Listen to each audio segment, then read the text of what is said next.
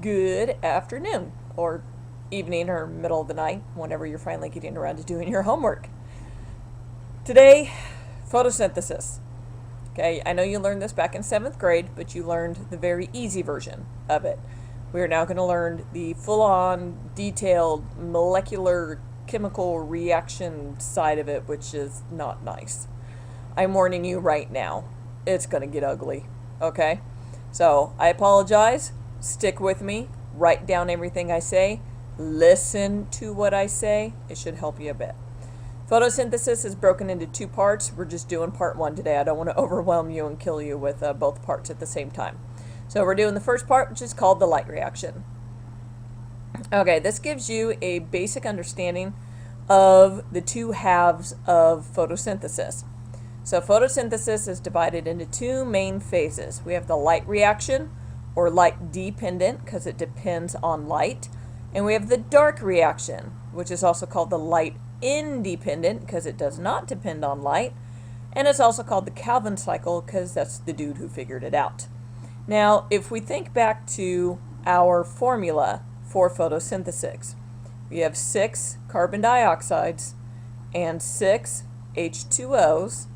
That will give you 1 glucose, C6H12O6, and 6 oxygens. Okay, so these are the reactants, and these are the products. Now, if we look at this chloroplast right here, I know they should have made it green. If we look at the chloroplast, we can see the 2 ingredients right here and right here. How do I know they're ingredients? Well, they're going into the chloroplast. There's water, water, CO2, CO2. And then where's my 2 products? Right there and right here. How do I know they're products? Because they're coming out of the chloroplast. So oxygen right there and sucrose right there. So now when I re-look at this, I can see that the light reaction, which is the left half of the chloroplast, takes care of the water and the oxygen. So I'm going to get a different color for that. So the water and the oxygen are needed and produced by the light reaction. And then we have CO2 and sugar as being needed and produced by the dark reaction. So, of the 2 ingredients, 1 is used for the light reaction, 1 is used for the dark reaction. Of the 2 products, 1 is produced by the light reaction, 1 is produced by the dark reaction. Okay? Make sense? I think I said that right. I know it sounds funny in my head now that I actually said it out loud.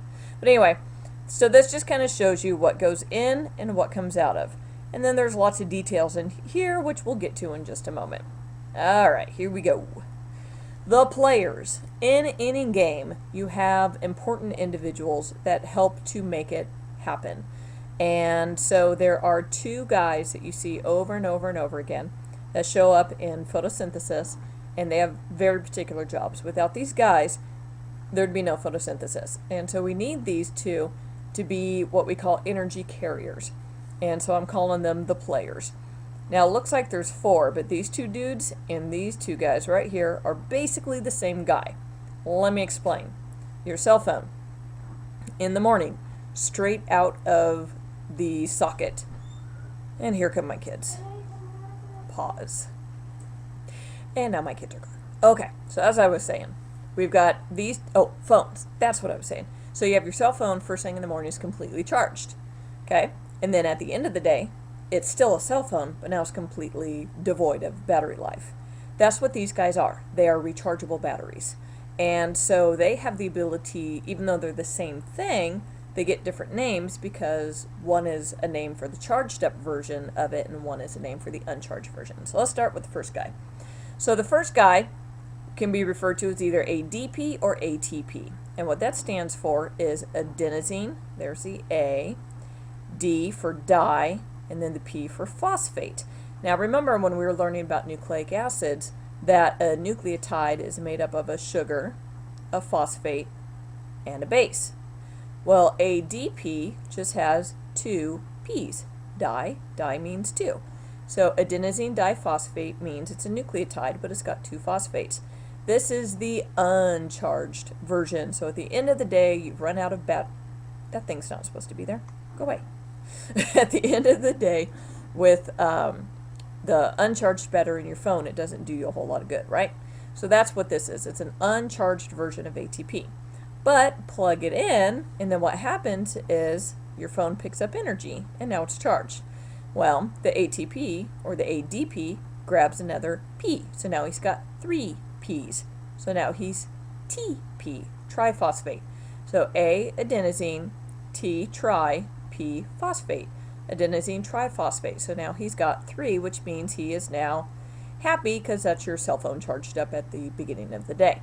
So it's the same molecule. It just has 2 different names depending on how many phosphates. If it has all 3 phosphates, it's ATP. If it only has 2 phosphates, then it's ADP. And ADP, uncharged, ATP, charged. Same exact guy. So here's a little picture down here showing you this is like the sugar and the base. I'm sorry, that's the base. There's the sugar. And there's 1, 2, 3 phosphate groups. So high energy ATP. Now ADP, base, there's my sugar. 1, 2, uh-oh, there's 3. He's just kind of floating around. And so now he's only got 2 phosphates, low energy, uncharged battery, all. Okay, so same guy, just one is with an extra phosphate, one is without. Okay, the other 2 players are called NADP plus and NADPH. Now they have a lovely name, nicotinamide adenine dinucleotide phosphate. Do you need to remember the name? No. Do you need to know NADP and NADPH? Yes. Okay, what do these guys do? I like to think of them as little boats. Alright, so here's a boat. This is NADP plus. And this poor little boat is empty. He's sad. He needs some energy. So what does he do is he goes around and he picks up 2 electrons. And he becomes, so there's electron, electron. And now he's happy because these electrons are full of energy, like this. And now my boat is happy because it contains lots of energy. So it's very similar to the ATP NADP, try that again. It's very similar to the ATP ADP thing in the fact that one has energy, one's not. But the structure of the molecule doesn't really change a whole lot. It's just these 2 extra electrons in here. So when he's NADP plus, so he's got a charge to himself, he's an empty electron carrier. So it's like a little empty boat with no passengers. So no energy. But when he picks up some electrons, now he's a happy boat because he's got electrons which are providing the energy for him. Okay? So ADP and ATP, they're energy carriers. And so it's just a charged and uncharged version. And then these 2 guys are electron carriers, which may or may not contain electrons. Okay? Okay. Now that we got the players, now we can move on to part 2. Well, it's part 2 of part 1. So, I'm actually going to stop this video because I notice it's 8 minutes long and let you just kind of soak that one in for a little bit. And then I'll continue with the next part, which will be the rest of it. Okay? So look forward to that. Bye.